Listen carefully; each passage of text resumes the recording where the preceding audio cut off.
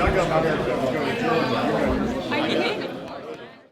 Governor, how are you? I'm doing great, doing great. Nice of you to come down here. Yeah, so we just got here today. We're taking a road trip through Florida, doing nationally syndicated radio specials that, for American public media with WNYC. And we're reaching all different kinds of voters. One of the things we're covering is diversity across the country. So how do issues of diversity play into this race, and are there different ways that you have to approach different groups even within the Latino community? You have so many different groups. How do you try to speak people's language metaphorically or literally?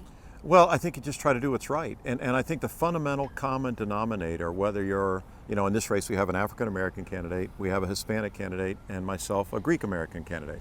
And regardless of what your ethnicity might be, everybody wants, I think, and hopes for fundamental fairness.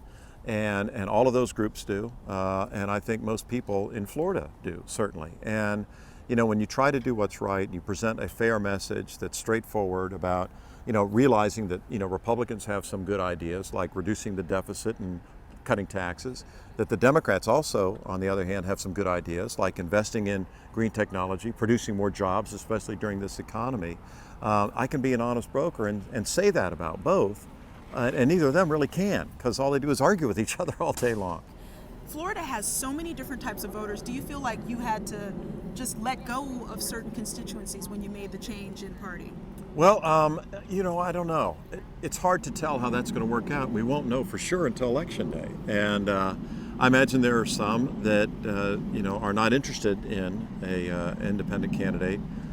Sort of people that will only vote a party ticket, and I guess there are some among the Republican Party and or the Democratic Party that feel that way. And what we're trying to do, though, is to set a different path and let people know that regardless of their party affiliation, if they want somebody who will go to Washington and be an honest broker and only think about what's right for the people instead of the party, here we are. What has been the biggest change for you as an independent without the party infrastructure of the two major parties? Well, you've identified a very important point and one of the great challenges for any independent candidate, and that is that you don't have that built-in infrastructure as a party nominee.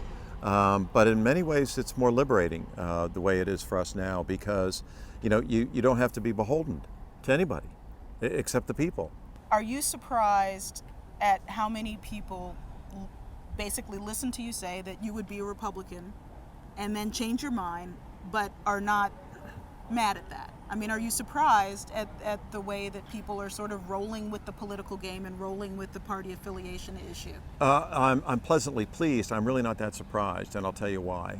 Because I sense what probably you see around the country, that there is an enormous frustration with allegiance to political party.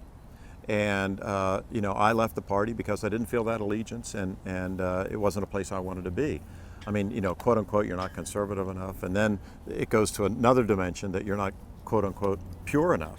I don't know what that means, but I don't want to be part of that. And I think most people in this country don't want to either. After all, each and every one of us are independent human beings. And, I think most Americans want to make their own mind up about their future and their families' lives and not have government involved in it. So I think a lot of people identify with an independent candidacy.